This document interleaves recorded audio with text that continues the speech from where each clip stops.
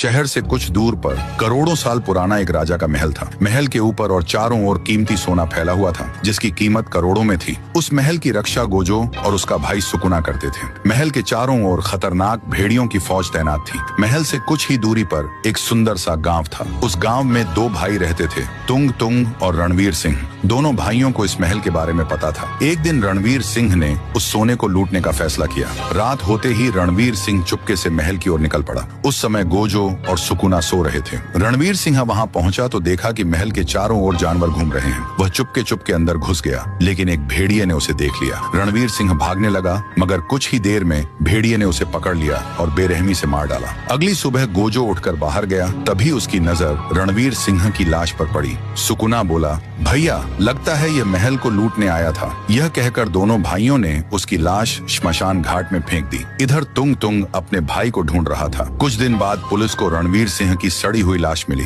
तुंग तुंग अपने भाई की लाश देखकर बहुत रोया और उसका अंतिम संस्कार कर दिया। अगले दिन गांव के दो नटखट बच्चे राय स्टार और ज्ञान खेलते खेलते ताजमहल के पास पहुंच गए। तभी राय स्टार की नजर रणवीर अंकल की फोटो पर पड़ी। वह दौड़कर तुंग तुंग अंकल के घर गया और सारी बात बता दी। तुंग तुंग समझ गया कि जरूर भेड़ियों ने उसके भाई को मार दिया होगा। उसी रात तुंग तुंग ने ताजमहल का सारा सोना लूटने का फैसला किया। रात होते ही वह अपनी जादुई तीर लेकर महल की ओर निकल पड़ा। ताजमहल के पास पहुंचकर उसने एक ही तीर से ऊपर छलांग लगा दी। जल्दी जल्दी उसने सारा कीमती सोना लूट लिया और वहां से निकल गया। अगली सुबह गोजो सारा सोना गायब देखकर हैरान रह गया। उसने अपनी रहस्यमयी शक्ति से पिछली घटनाएं देख ली। आगे क्या हुआ, इसका पार्ट 2 जल्द आ रहा है।